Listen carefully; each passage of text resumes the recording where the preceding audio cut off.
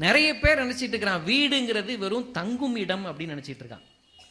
வீட்டில் நிறைய பேர் வீட்டில் கேளுங்க, அவங்க அப்பா எப்போ வருவார்? சாப்பிட வருவார், அப்புறம் தூங்குறதுக்கு வருவார், அப்புறம் அப்புறம் எங்கே போவார்னு யாருக்கு தெரியும் அப்படிம்பாங்க. நிறைய பேர் நினைச்சிட்டு இருக்கிறாங்க வீடுங்கிறது தங்கும் இடம்னு.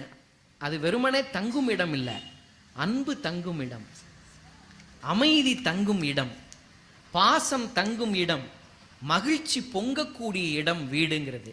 கணவன் மனைவி உறவுக்குள் இருக்கக்கூடிய உன்னதம்ங்கிறது அன்பு தான், அந்த காதல் தான். பாரதி எழுதினார் பாருங்க, ஆதி சக்தி தன்னை உடம்பில் அரணும் கோத்தான், அயன்வாணி தன்னை நாவில் அமர்த்தி கொண்டான், சோதிமணி முகத்தினளை செல்வமெல்லாம் சுரந்தருளும் விழியாலை திருவை மாதவனும் மார்பில் ஏந்தினான், வானோர்க்கேனும் காதல் இன்பம் போல் பிரிதோர் இன்பம் உண்டோ? வானோர்க்கேனும் காதல் இன்பம் போல் பிரிதோர் இன்பம் உண்டோ? காதல் செய்யும் மனைவியே சக்தி கண்டீர், கடவுள் நிலை அவளாலே எய்தல் வேண்டும்னு பாரதியே சொன்னதுக்கு அப்புறம்